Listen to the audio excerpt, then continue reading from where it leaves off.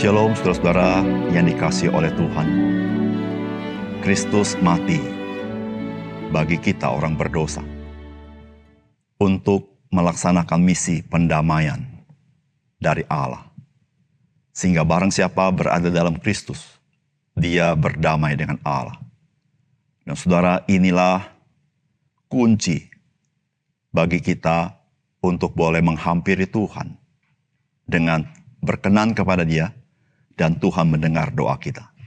Saudara, apakah kita memiliki kehidupan doa yang sepenuhnya dengan segenap kerinduan kita? Salam jumpa dalam program Tuhan adalah Gembalaku. Saudara, berdoa mungkin bagi banyak orang Kristen dianggap sebagai sebuah aktivitas yang biasa. Bahkan ketika orang Kristen membahasakan tentang berdoa, banyak di antara orang Kristen memakai kata-kata yang seperti ini. Pak, saya hanya bisa mendoakan. Atau memakai bahasa yang seperti ini. Jikalau kamu tidak bisa membantu, setidaknya berdoalah bagi kami. Saudara, kira-kira apakah kesan kita dengan bahasa yang disampaikan seperti ini? Saudara, bagi saya, kesan saya adalah bahwa berdoa bukanlah tindakan yang signifikan yang dapat kita lakukan. Signifikan maksudnya yang penting. Tetapi berdoa menjadi tindakan yang minimalis. Namun saudara, bagaimana Tuhan Yesus memandang tentang berdoa? Saudara, berdoa bukanlah hal yang biasa. Meskipun berdoa merupakan hal yang biasa dilakukan oleh Tuhan Yesus. Saudara, berdoa bagi Tuhan Yesus merupakan hal yang paling penting atau signifikan di dalam kehidupannya ketika ia di dalam masa inkarnasi. Dan doa itu sangat menentukan dan mempengaruhi hal-hal yang lain yang dikerjakan. Saudara, tentu apa yang menjadi pengalaman Tuhan Yesus ketika dia berdoa, itulah yang Tuhan harapkan menjadi pengalaman kita sebagai pengikut Kristus. Saudara, mari kita membaca Lukas pasal 22 ayat 39 sampai 46. Lalu pergilah Yesus keluar kota dan sebagaimana biasa ia menuju Bukit Zaitun. Murid-muridnya juga mengikuti dia. Setelah tiba di tempat itu, ia berkata kepada mereka, "Berdoalah supaya kamu jangan jatuh ke dalam pencobaan."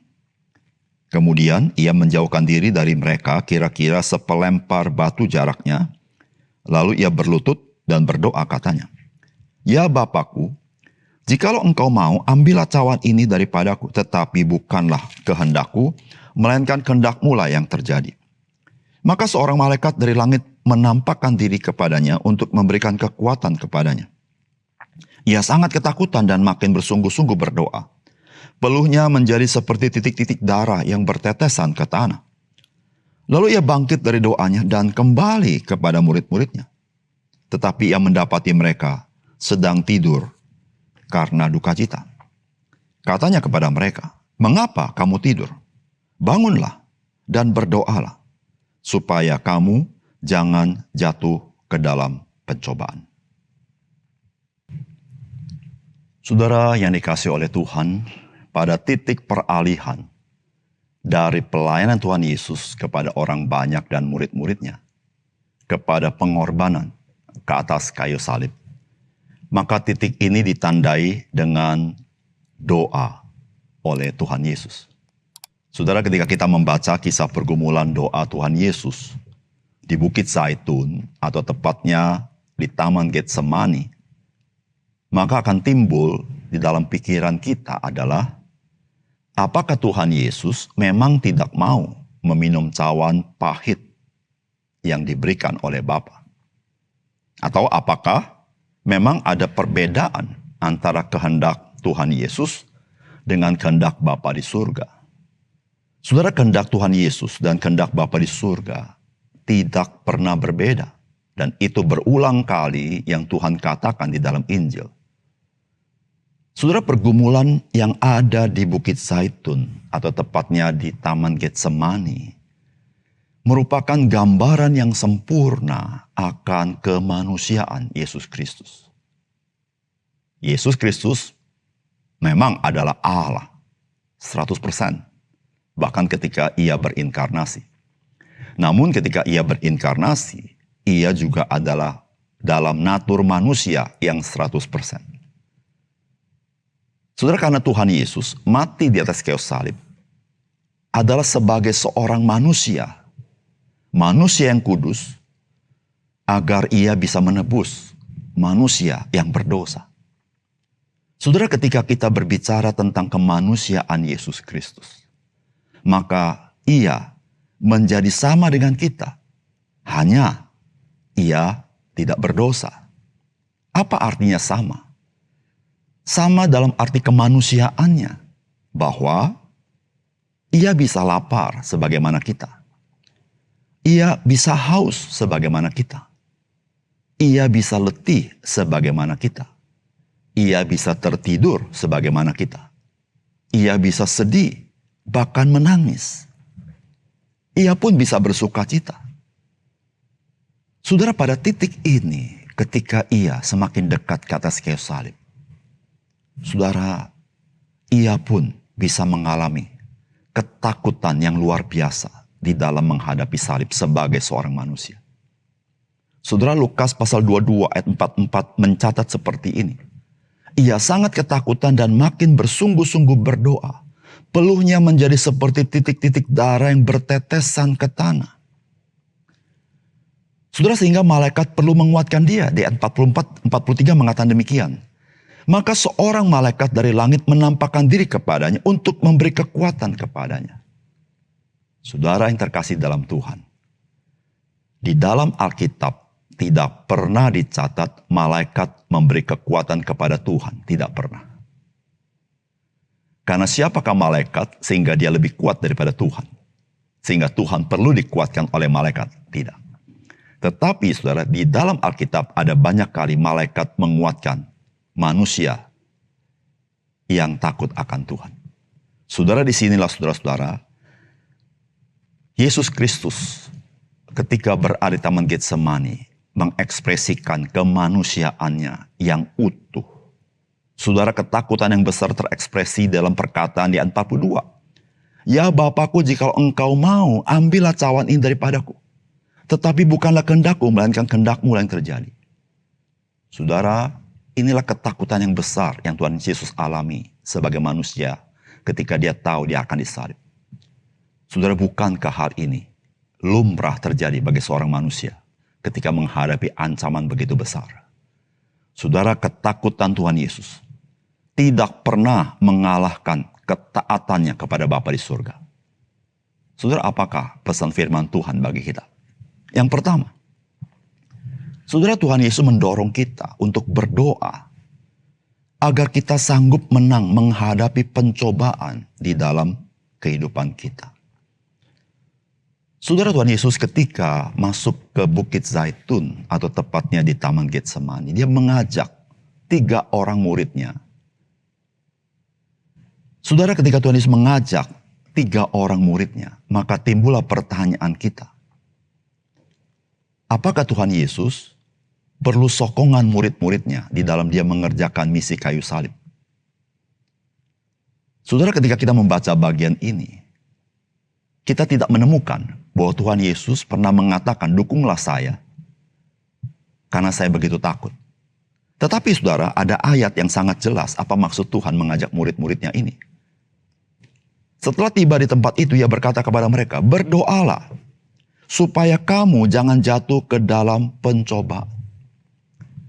Saudara, mengapa Yesus mengajak ketiga murid yang sangat penting ini?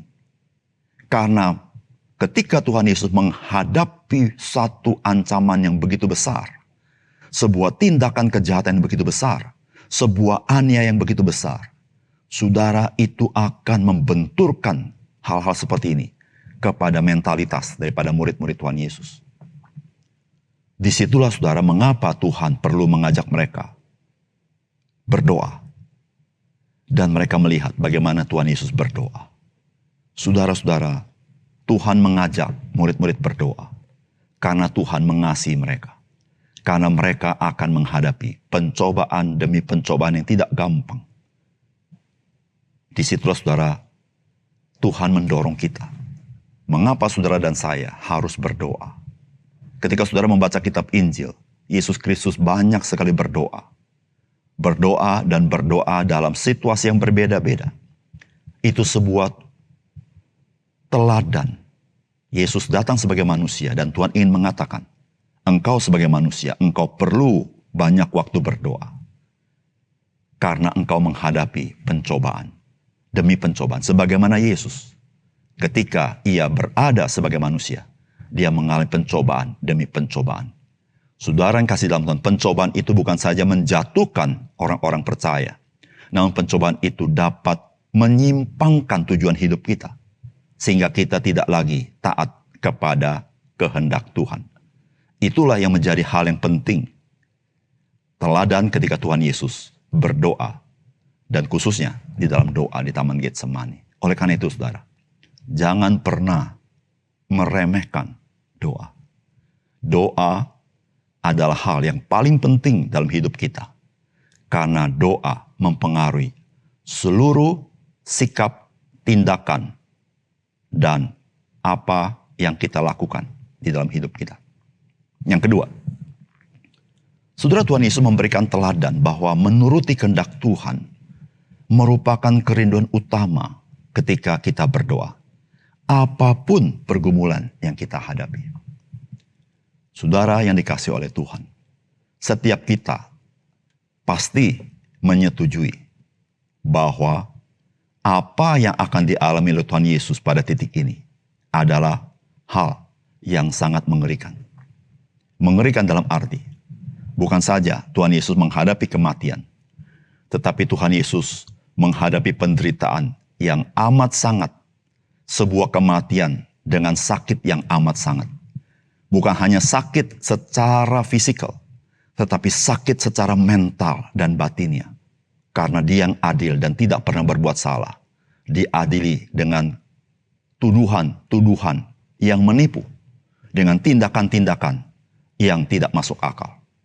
Saudara yang kasih dalam Tuhan, dalam situasi yang seperti itu, Tuhan berkata, bukan kehendakku yang jadi, tapi kehendak Bapa yang jadi. Saudara yang dikasihi Tuhan, apapun yang kita alami, pergumulan apapun, kesulitan apapun yang kita merasa begitu besar, kita memiliki satu pesan penting hari ini ketika Tuhan berdoa Taman Getsemani. Kita harus belajar berkata seperti Tuhan, bukan kehendakku, tapi kehendakmu yang jadi. Bukan kehendak manusia yang jadi, tapi kehendak Tuhan yang jadi. Bukan keinginan manusia yang terjadi, tapi keinginan Bapa yang terjadi. Bukankah itu yang Tuhan ajarkan di dalam doa Bapa kami? Tuhan mengajarkan, jadilah kehendakmu di bumi seperti di surga. Datanglah kerajaan. Saudara, inilah teladan Tuhan Yesus. Bagaimana dia mementingkan kehendak Tuhan daripada kehendak manusia. Sebagaimana dia ajarkan kepada murid-muridnya. Saudara yang kasih dalam Tuhan, apapun konteks yang kita alami. Saudara, Tuhan Yesus memberitahukan, berdoa adalah bertujuan supaya saya bisa melakukan kehendak Tuhan dalam hidup saya. Mari kita berdoa. Bapa surga, terima kasih untuk kebenaran firman-Mu. Biarlah firman-Mu mencelikkan mata rohani kami. Betapa krusial, betapa urgen, betapa signifikan berdoa itu. Karena di dalamnya kami datang kepada Tuhan. Di dalamnya kami fokus kepada Engkau. Dan biar Tuhan tolong kami. Supaya kami di dalam berdoa, kami tahu ya Tuhan. Bukan kehendak kami. Tapi supaya kami bisa melakukan kehendak Bapa. Sehingga setiap doa kami menjadi bagian pergumulan yang sangat penting sebagai orang percaya. Di dalam kami semakin mengenal Engkau. Terima kasih Tuhan. Dalam nama Tuhan Yesus kami berdoa. Amin.